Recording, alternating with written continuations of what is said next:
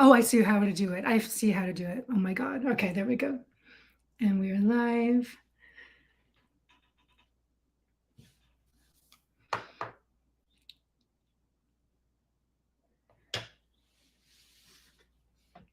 Hello, welcome to Lucia's Vegan Lifestyle. It's been a while. I haven't done a live stream in a couple of months because I've been focusing on Lucia's Vegan Lifestyle, the TV show, and working with brands on this platform and off this platform. So I've been very busy, but we are back, and we're back with the Vegan Authors Series. I'm so excited to introduce you to this special author and to talk about his book, which you can see it right now in the carousel. There's the hardcover and soft cover. But before we get started, I want to just, if in case it's your first time or you haven't been here in a while, I want to remind you about why Lucia's Vegan Lifestyle is here on Amazon and Amazon Live. I created this to help you navigate vegan items, products, and brands on Amazon so that you can live your best vegan life. The series is part of an entire show dedicated to vegan living across categories: food, beauty, travel, fashion, books, anything and everything you need to go vegan and stay vegan. In a moment, I'll introduce you to my guest of this episode, as I mentioned. And I just want to remind you, if you haven't yet, hit the follow button. That way you can get reminders when I have a live stream scheduled. And in case you don't know, you can actually set a reminder for scheduled live streams. That way you don't miss them.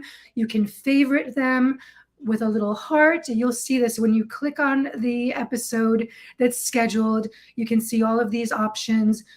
You can share the link to your social media so people are aware of it, with friends and DMs, text messages, WhatsApp groups. That way we get more people here knowing that this is available to them, and they can also live their best vegan life. You can also save the Lucia's Vegan Lifestyle Amazon Live URL to your browser. That way you have it on hand for easy access to shop vegan here on Amazon, whether it's via previous Amazon live streams or through the curated Lucia's Vegan Lifestyle storefront, which has really detailed and extensive idea lists. I'm always updating it, either when I'm shopping for myself or when something comes to mind or when I find something, because I'm tapped into many vegan brands here on Amazon or that sell on Amazon. So you can also follow Lucia's Vegan Lifestyle on social media. That way you can check stories and tweets and posts for links to vegan products, items, and brands right here on Amazon. Now let's introduce my guest, Benny Malone. Benny is a vegan animal rights author from the UK, and How to Argue with Vegans is his first book. It has a 4.5-star rating here on Amazon, and it examines the most common talking points that arise when veganism is discussed and offers an analysis of anti-vegan arguments, which many of us have have faced. The book progresses through initial reactions to veganism and not wanting to seriously engage on the subject, to those arguments which are more pertinent, but ultimately not valid justifications for exploiting, commodifying, and slaughtering animals. For vegans, it will prove useful and how to answer many questions, and non-vegans will find it an engaging challenge to their attitudes on animals. Benny, welcome. Hello, Lucia. Hello. Thank you so much for joining us. And my first question, obviously, has to be, how long have you been vegan? Well, I've been vegan around 12 years now, I think it is. But I don't actually know my veganiversary. I wish I did, because, you see people marking it every year, and they'll say, oh, today's my veganiversary. But I know it was sometime in September, maybe 2011, around there. I think it was September. because I remember being at work and I actually had, there was a cheese pizza, and I don't think I even had it. I was just, because dairy was the last kind of piece of the puzzle to me. I was, so Yeah. dairy was the last to go for me, and then I went vegan. Before that, I was lacto vegetarian, and I'd been vegetarian for a good while before that. So dairy was the last piece of the puzzle, and a lot of that was to do with coming onto Facebook really and getting educated by vegans. There was a website called The Bloody Dairy Industry with a lot of educational stuff about dairy, and then another page called Veganism is Not a Diet. And I remember thinking, well, if it isn't a diet, then what is it? And that kind of led me more to looking at the philosophy in general. Wow. So I have a similar story. I went vegetarian when I was 12. And as you're saying lacto-ovo, I'm like, really? I ate dairy? Yeah. For me, it was mainly shoes, and it was not a fashion choice. Yeah. It was mainly because of practical reasons, right? There was barely anything available that was vegan. So now there's really no reason, no excuse. And I'm so glad that we have your book, because I've learned so much from it, from a psychological and philosophical standpoint. I've been through many of the things that you've mentioned here. I've been through all of them, right? In the course of, even as a vegetarian, right? Being teased and served a leaf on a plate, and, have meat, stuck in my face, everything, and all, trolling now on social media. And, but I've mainly had a positive reaction. So, which is rare. I think it's because I always joke that I have resting vegan face, so nobody messes with me. But this is really, I'm now encountering it. I have my great niece who's 9 and highly intelligent, and she's vegan curious. So she's been, and the other day I actually lost my temper with her. I'm like, you're losing your temper with your baby. Because she was posting some things that I was like, I'm not prepared to argue this. So the book has been helpful to me. And we're not going to reveal everything, because everybody should buy this book. I have the hardcover highlighted right now in the carousel, and there's the soft cover. I just highlighted that. So we're not revealing everything, because everybody should buy this book. It's really essential for both vegans and non-vegans alike, as we mentioned in the intro. So you mentioned that dairy was the last step. Was there a specific, you mentioned the cheese pizza, was there a specific thing that that pushed you over to the glorious edge? Yeah, I think learning about calf separation, the fact that they take the calves away. And there was a story about one dairy cow who got rescued, and she hid her babies even on the sanctuary, because that was what she was used to.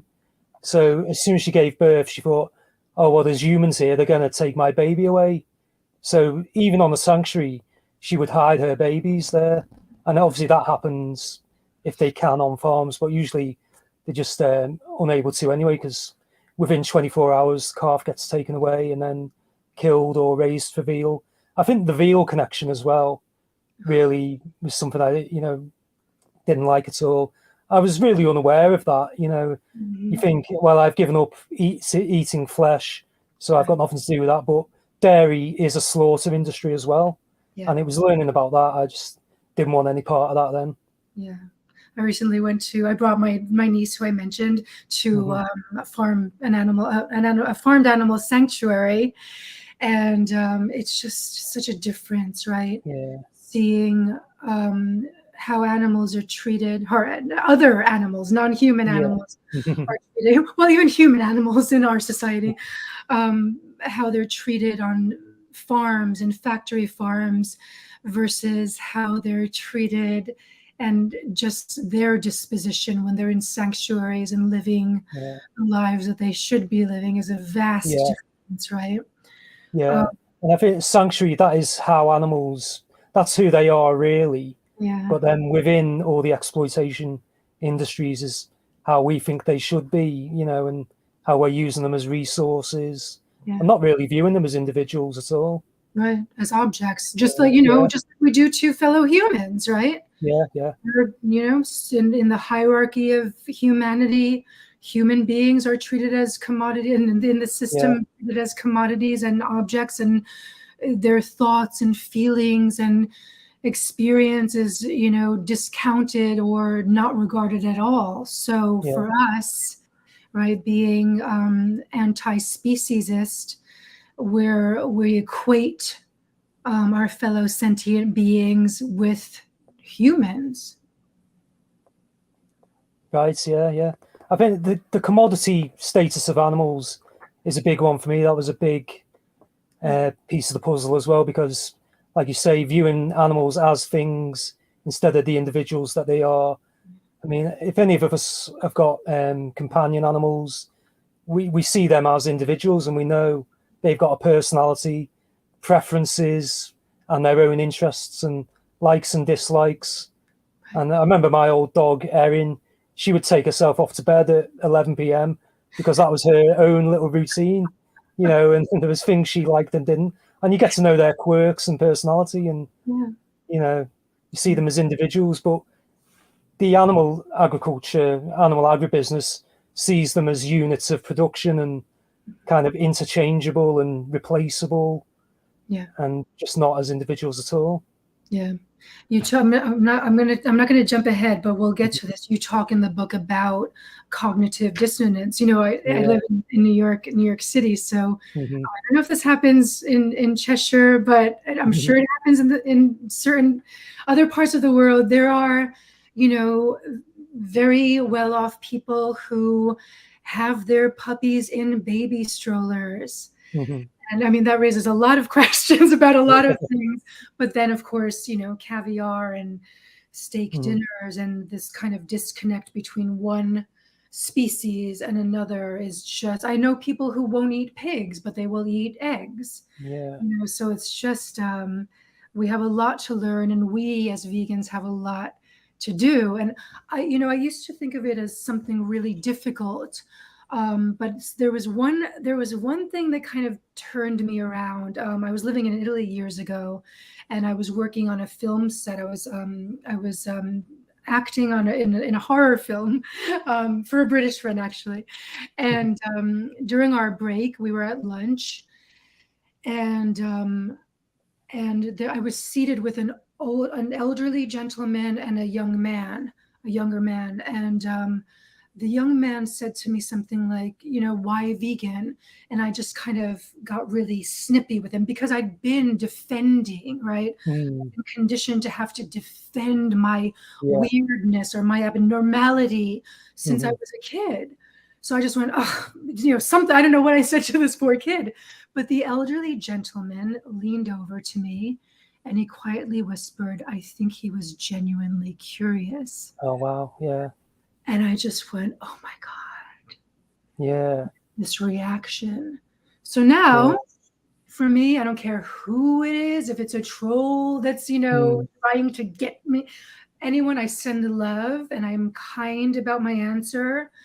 Yeah. And and you actually mentioned that as well in your book, right? Mm. This oh God, I forgot what the term that you used. Something about, I don't know if I wrote it down here.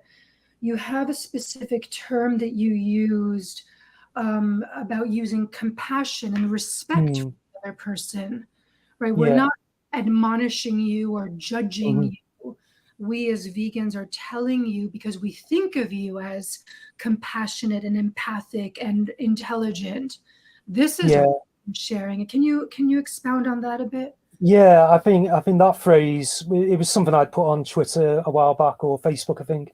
It was like, the reason I'm appealing to you to be vegan is because I think, you have that empathy and, you know, um, compassion for animals. I wouldn't be trying to get you to go vegan if I didn't think you could change. Or, it's not because, I think the quote was something like, I don't think you're a bad person for not being vegan. I think the reason I'm telling you to be vegan, or I think you could be vegan, is because you are a good person, not because you're a bad person. The quote's something like that, a bit more pithy in the book. You Can't know, quite remember the exact quote, but it's like that. I'm telling you to be vegan, not because it's not because you're a bad person, it's because right, you're a good person, really. right, So, and that's what our hope for any kind of advocacy rests on, that people can change and that people do have empathy for animals. right, Otherwise, we wouldn't be trying to get people to go vegan or trying to get them to make any sort of changes at all. It's that hope that people can change yeah, and that they do have that empathy for animals. yeah, And on the cognitive dissonance, it was really interesting what you said, because when you were saying about, well, it's kind of the journey we've been through as well, going vegan, because I've realized that I suffered a lot of that cognitive dissonance myself, especially with the dairy, because I would be thinking, well, is it actually so bad? Even after I'd been vegan for maybe a short while, you'd still be thinking, well, is dairy actually that bad? And then you kind of still have to keep educating yourself about it and reminding yourself. Because I've been vegetarian so long, you have this kind of vegetarian hangover, I call it, it's a great. where you just think, vegetarians are kind of in the middle, they're more reasonable. And because I used to think vegans were extreme. I remember thinking, well, vegans don't even eat honey, or how far did they take this? They're really extreme. But Yeah. really, it's just a more consistent position.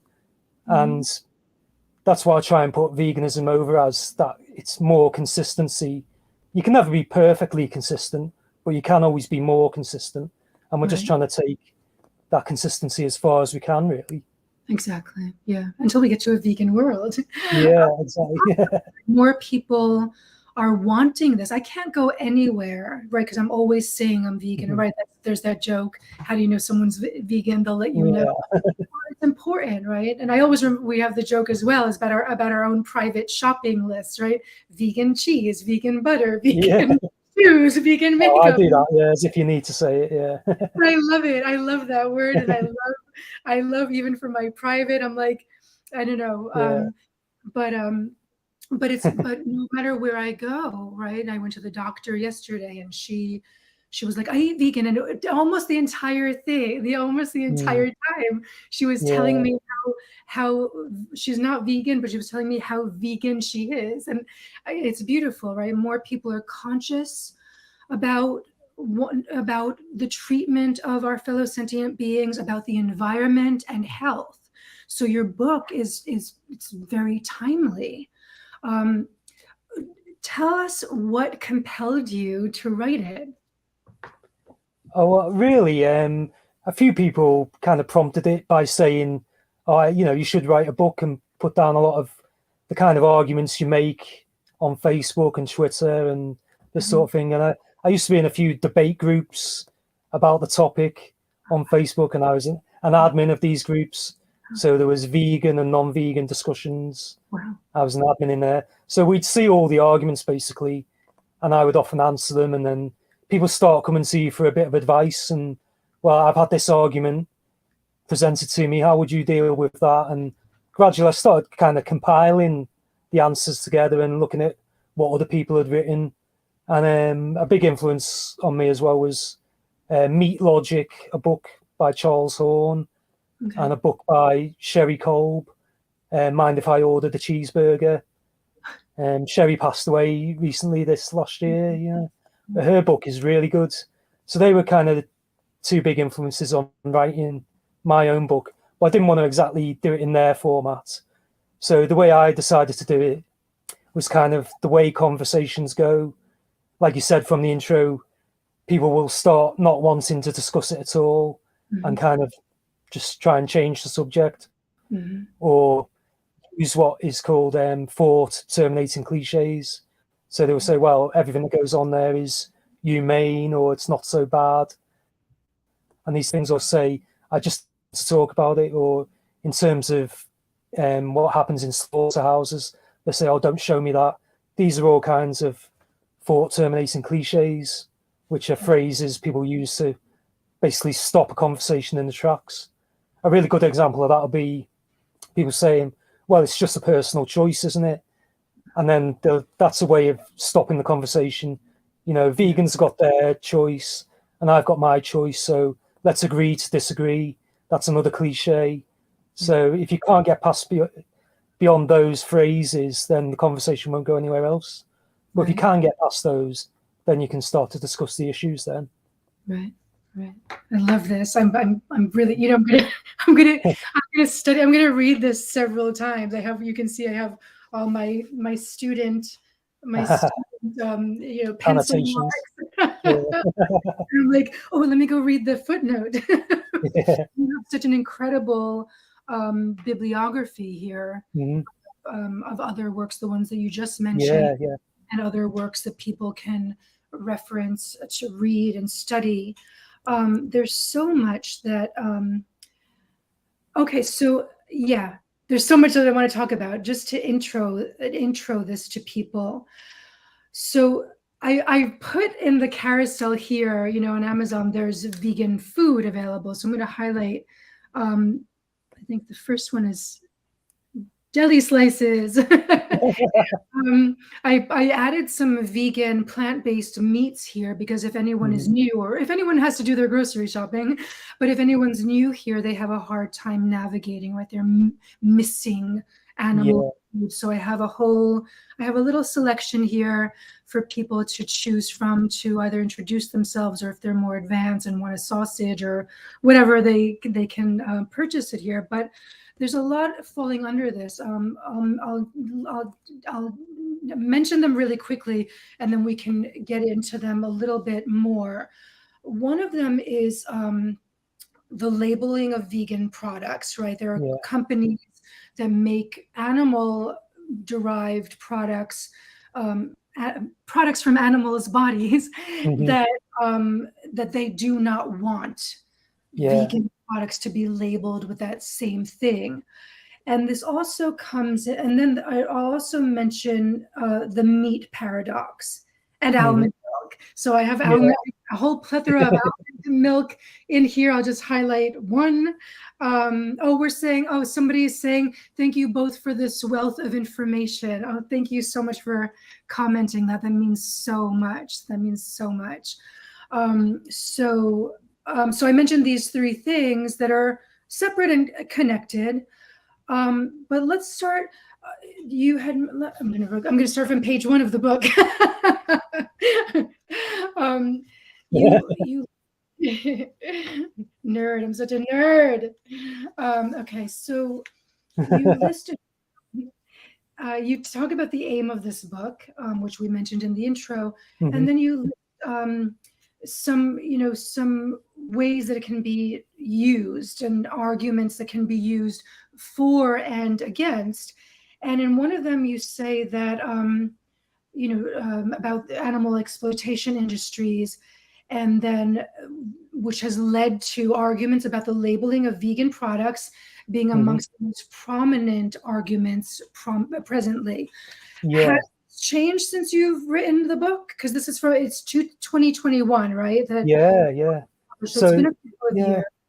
I think that is still a very prominent one because it's something you'll definitely see on social media. A vegan will post, buffalo chicken wings, cauliflower wings or something, and then it will just get swarmed by people saying you can't do that, you can't make your plants look like meat or anything. And then the classic question is, why do vegans want to make their food look like animal food or look like chicken nuggets? Right. And then obviously the responses to that are that chicken nuggets and sausages and burgers don't look like the animal they come from anyway. So why do meat eaters want to make their products look so different from animals? Right. And basically those shapes are, I've seen it humorously referred to as their food shapes. They're not any shape other than that. It's a lozenge that will fit in a bun, or it's a disc that will fit in a burger. So call them what you want. Let's be honest. The reason they don't want these things called that is because of the competition. and because people can then see, well, I could have this instead. Exactly. So we can't call it milk, we can't call it Right. chicken nugget, so because Right. it's competition for their product basically. Right. And it's It was quite interesting with Heinz, because they were bringing a court case against who was it? It wasn't Just, was it? It was the other Mayo. Not Follow Your It Heart. was Just Mayo, wasn't I it? gotta pull these all Yeah. up, all these brands. Yeah. I think it was actually Just Mayo. Yeah. And so they said, oh, you can't call it mayonnaise. Mayonnaise has to have eggs. And eventually they ended up making their own vegan mayonnaise anyway. So once they realized there's a market for it, it's kind of, well, if you can't beat them, join them. And then that's the same for a lot of companies now as well. They're making their own vegan products. Yeah. So they have this section. They're kind of playing both sides at the moment. They've got their vegan market and still their traditional market. Right. And if one sells more than the other, they're happy to go with that. They just follow the money. Exactly. And we're going to work so hard to make them go vegan, because we have to do all of this. We have to end. It's just the way the world functions right now. To me, it's so anti-planet, anti-human, anti-species, right? Yeah. And it's preposterous to me that we could have a good system that, in which people and the planet and other personalities that are not human can thrive. And somehow this destructive kind of system has been put in place, and those, old whatever powers that be are holding on to it, white knuckled as rigidly as possible.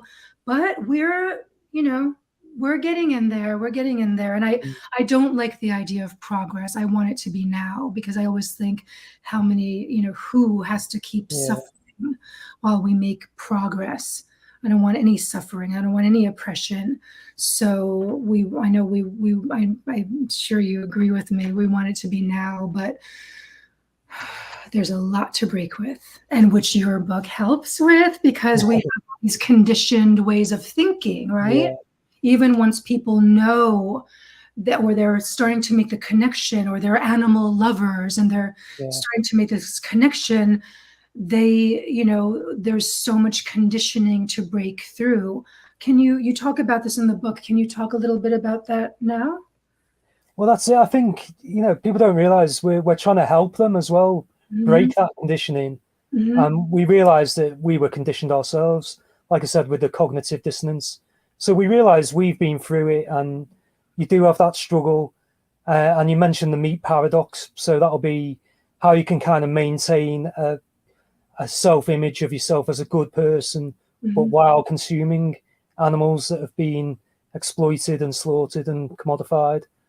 So to maintain that good self-image, you kind of have to project it onto vegans that, well, there must be something wrong with vegans then, because I'm a good person, I wouldn't support industries like that.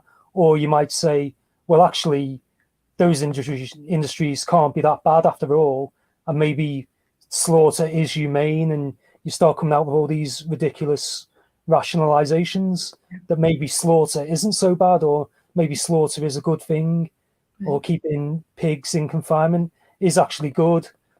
And the meat paradox really would be as well, there's a thing where you deny the sentience of the animals that you consume. So you can kind of recognize sentience in animals that you've got nothing to do with exploiting. So you might watch a nature program and think, oh, yeah, those animals are sentient. But then when it comes to pigs or cows or any animals that we do exploit, you kind of deny that they can be as sentient or are sentient in the same way as other animals, because it's because that's something you're complicit in. And so to maintain that good self-image of yourself, you have to diminish the animal or diminish vegans. So it is hard to make a change for people. So it's kind of breaking through that cognitive dissonance and realizing, well, it is a bad thing, but I wasn't a bad person for supporting it. It's just that I didn't know really. And I can kind of get over that by, being vegan and kind of just not supporting those industries anymore. And writing a book to help us to help us all do it. Yeah, and Right? that's what all the plant-based substitutes are for. People say, why do we want to make these substitutes? Well, that is to help people transition and to Exactly. realize that you can still have, tasty food, and you can still have that quarter of your plate filled up with whatever it is. You don't have to think about, making your own substitute for it, or what am I going to put on the plate. Right. We kind of thought of it for you. Here's a substitute. You don't have to think, what am I going to put in my coffee now? Just have this substitute. Exactly. And in terms of almond milk as well, I'm more oat milk now these days. Yeah. Because One of them you mentioned in the book, which I thought I was the only mm, person that knew this, and oat milk one has been around in Europe. I lived in Italy for many years, so oat milk is not new there. It's new in the oh no, maybe in the UK as well. yeah, Almond milk you pointed out in the yeah, book. I was like, when I read it, I was like, what? So my former TV show, right? I have this yeah, Amazon Live show, but I have the actual TV show, Lucia's Vegan Lifestyle. Prior to that, I was producing and hosting a cultural show about the Italian diaspora. yeah, So I asked to have food segments, but they had to be vegan.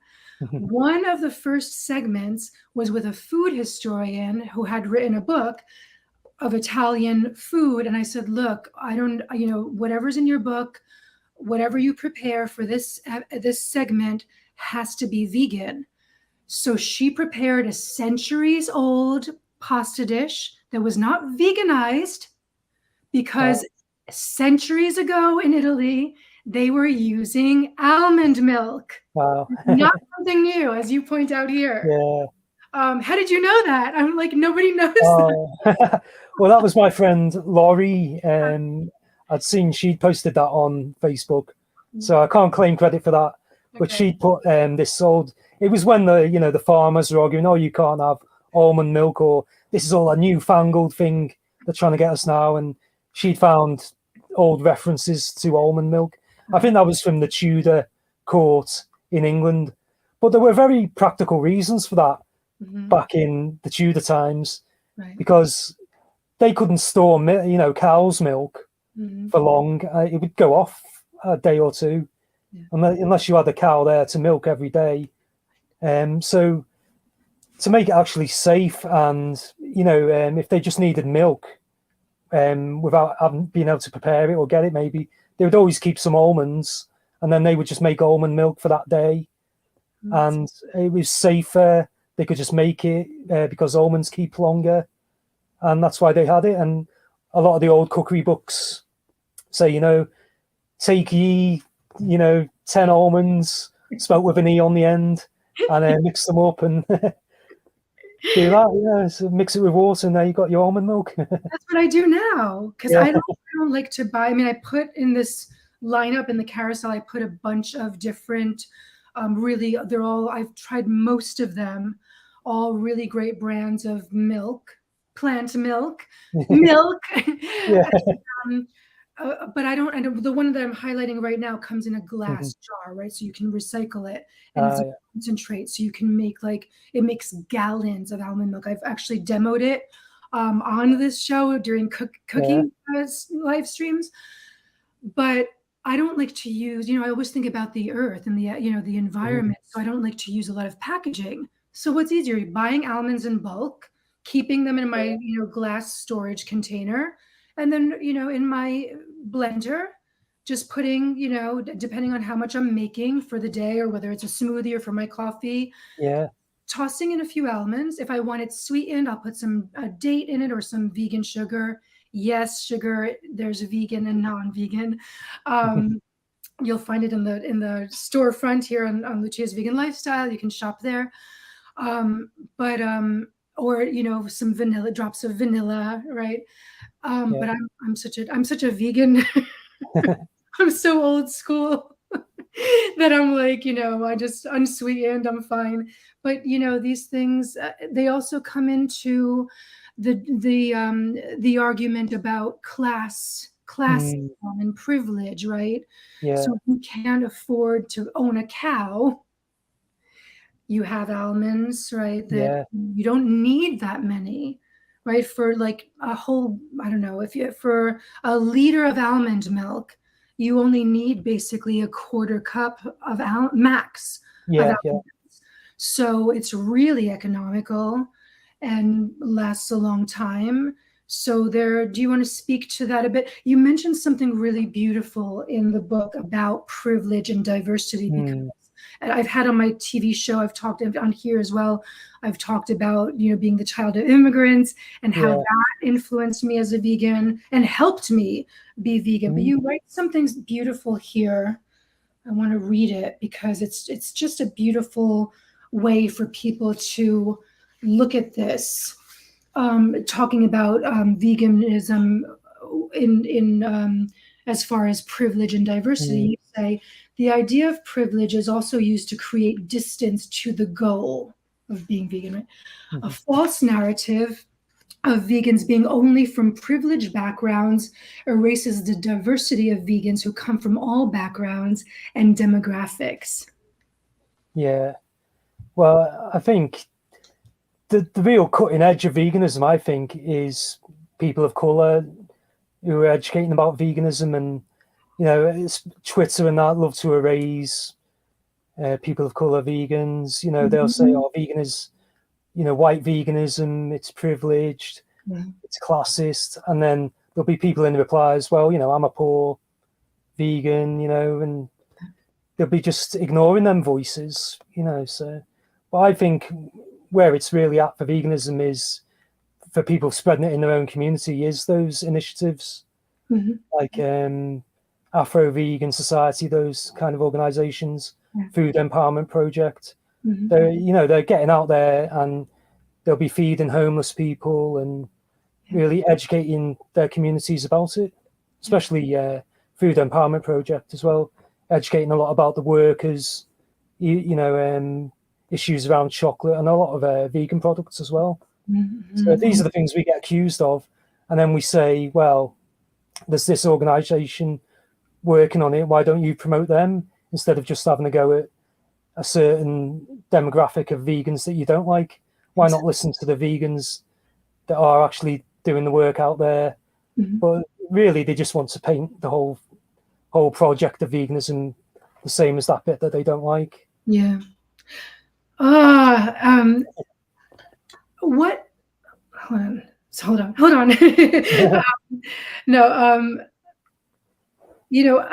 So you talk about the vegan paradox, right? Can I read Mhm. again from the book? Do you mind?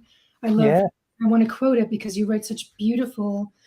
It's really amazing. First of all, I'm giving these little tidbits, but it's a beautifully written, you have so many references to philosophy and philosophers, Mhm. both, are classic, highly revered philosophers of classic times and Yeah.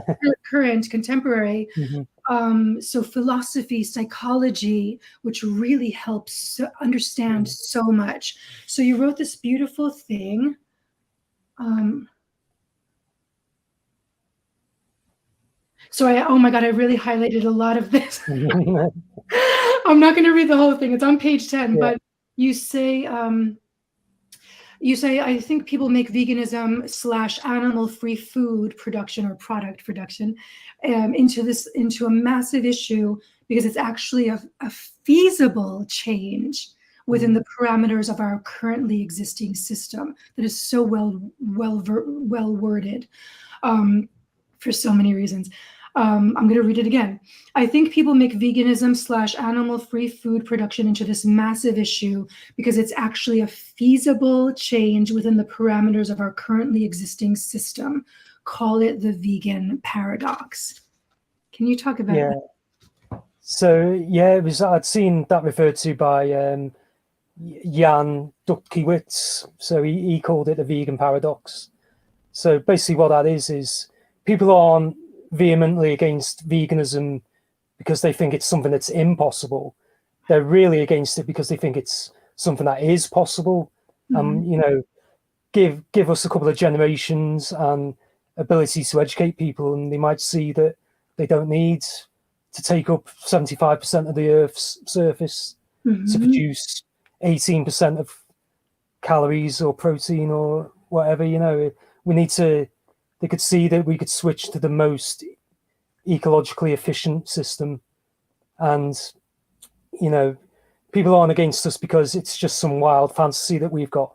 It's something that they actually fear because it's something that could come about. And that's why the farmers are so defensive, Yeah. why they don't like us using the terms, why they don't like school meals being vegan, that sort of thing. Or, if we weren't really a threat to them, why would they have to engage in so much propaganda? Right. And why would they argue so strongly against us?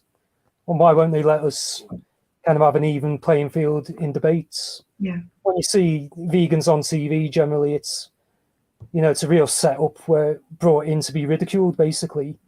It'd be Piers Morgan, those type of people are just brought on, the vegan scene as this kind of hippie figure to be ridiculed. They won't get anyone on that can actually debate them or that could actually turn it around and say, okay, Piers, well, why do you support sending pigs to gas chambers, And let's have the debate from a slaughterhouse Right. instead of from a comfy studio. But I don't think TV stations are never going to show Earthlings or Dominion or anything like that. They really fear the truth getting out. Yeah, well, because they're the conglomerates as well. Yeah. They're owned by conglomerates that own all of these, right? As Yeah. as Or a the market. advertising, yeah. Imagine the sponsorship they'd lose, and if they Well, actually told the truth. Yeah. yeah. This is why capitalism comes into that, right? Mm-hmm. And it goes hand in hand with the class system, racism. Yeah. I don't know if you know this, you probably do, but I don't think the viewers might know Mm-hmm. this. The largest growing group of vegans, at least here in the United States, is African Americans.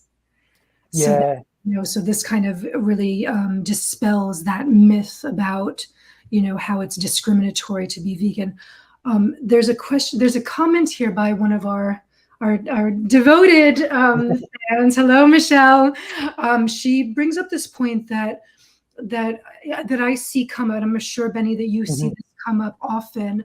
She says, unfortunately, here in the United States, the food for the underprivileged / food stamps most generally cover the unhealthy non-vegan foods.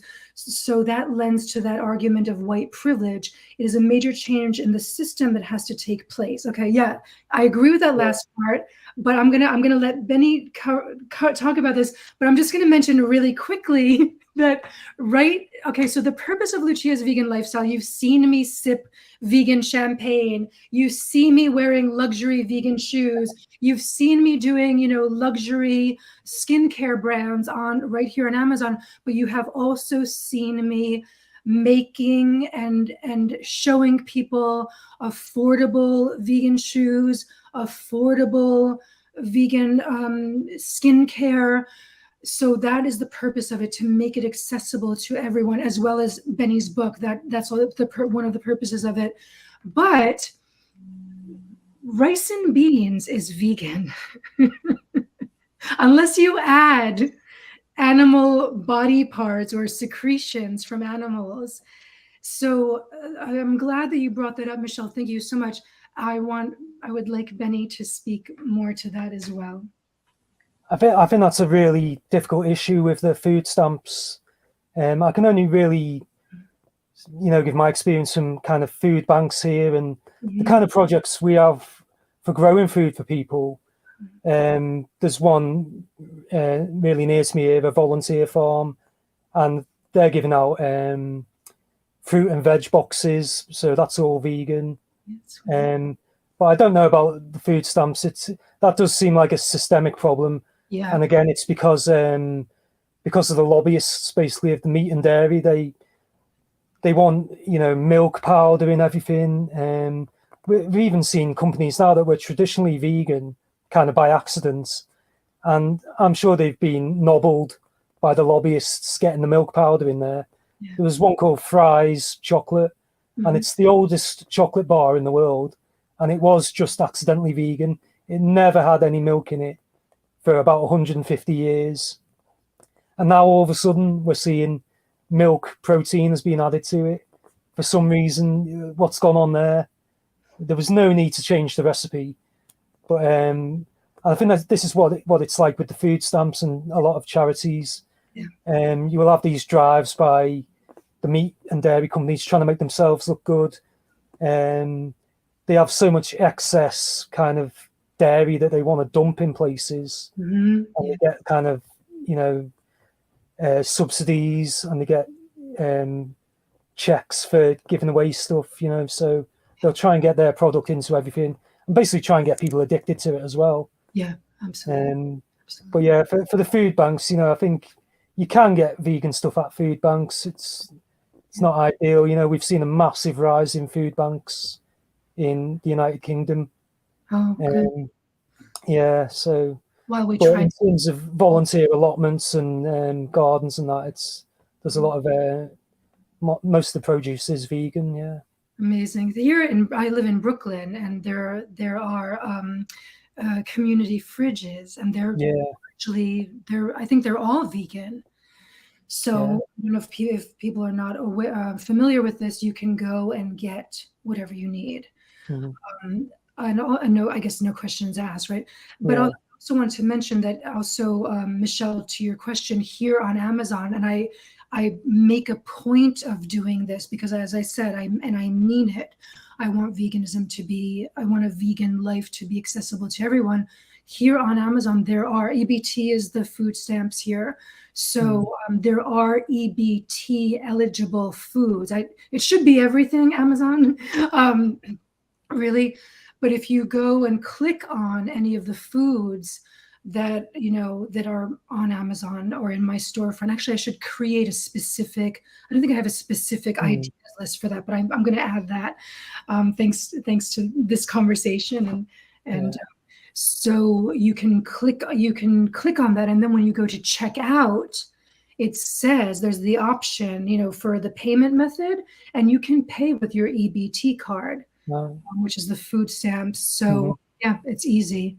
And I love that so much because it does help.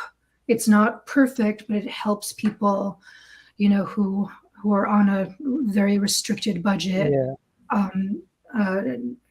live vegan. Let me see. Okay, Michelle is saying something else. Yes, affordable and choice can be made, like you said, growing in the African American community, certainly, but in the communities, depending on the food stamps and school meals, that's the work that needs to be done. Referring to, yes, they add an apple to the tray, but it's not all vegan. Yeah, that's a very good point. You brought up. We've tried to make some inroads here in the UK with school meals, but there's a lot of pushback against that. Yeah. I mean, I think it was even one day a week they were saying, the Monday, or it might have been the Friday in this particular school, was going to be a vegan lunch day. And that created so much pushback from, parents and farmers, actually. I think even Jeremy Clarkson got involved because it might have been in the Oxford area. So, and then obviously we've had the things with the universities as well, trying to bring in, sign plant-based treaty and get things in there. So it just shows how, as vegans, we're going to have to be organised as well and lobby for things. A good organisation for that is the Agricultural Fairness Alliance. So they're trying to lobby, create vegan lobbyists to get more plant-based options and that sort of thing. So these things are systemic.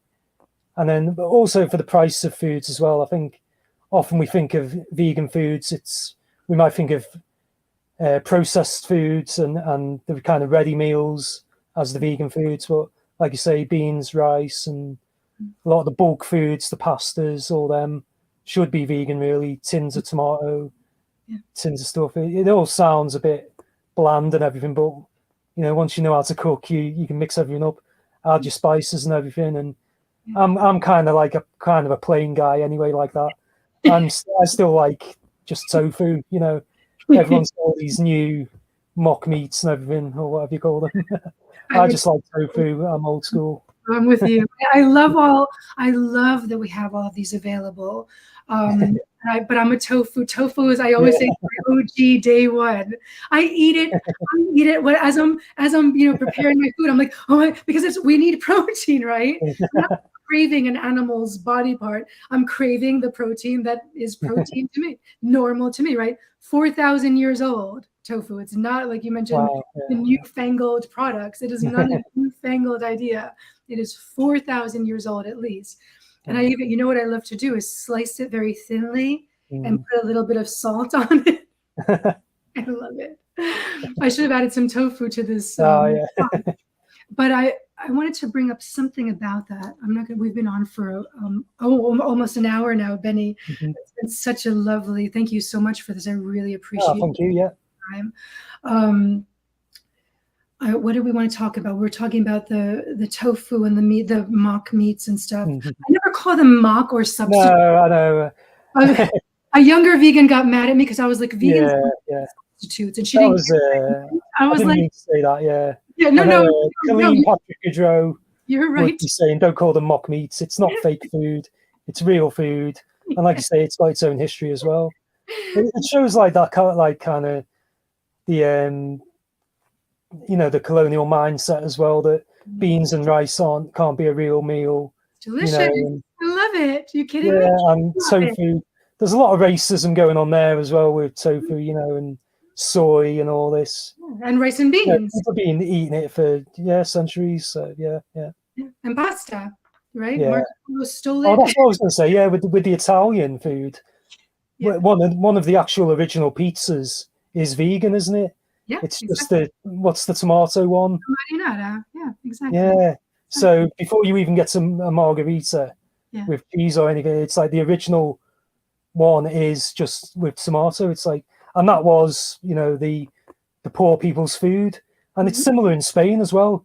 You look at what a lot of the poor people food was. It was the rice, beans, and it'd be very small amounts of animal products. Yeah, chickpea flour. I was on Change TV last year. I was doing they did lunch break live. So it was vegan recipes in 20 minutes.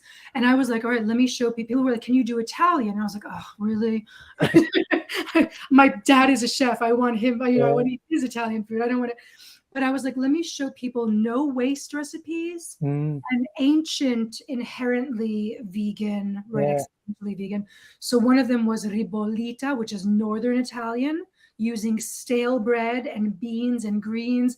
And it is hearty and delicious. I made it in my clay pot that I brought from my parents' region in the south of Italy. Yeah. Wow.